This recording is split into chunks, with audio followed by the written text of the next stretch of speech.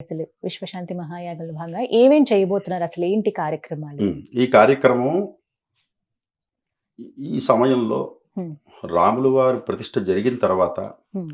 500 సంవత్సరాల నుంచి మన దేశంలో ఈ ముష్కరుల వల్ల బాధపడి హ్మ్. ఎంతోమంది ప్రాణత్యాగం చేసి ఎంతో రక్తపాతం జరిగితే రాములు వారిని తీసుకురావడానికి ఎంతోమంది అంత సాధన త్యాగం చేశారు. అవునండి. వాళ్ళ ఆస్తులను కానీ శరీరాలు కానీ ఎవరూ లెక్క చేయకుండా. హ్మ్. అయితే ఇదంతా ఇవాళ చెప్పుకోవడానికి సులభంగా ఉంటాయి కానీ వాళ్ళ పుణ్య ఫలం ఇవాళ మనం అనుభవిస్తున్నాం. చూడగలుగుతున్నాం, మాట్లాడుకోగలుగుతున్నాం.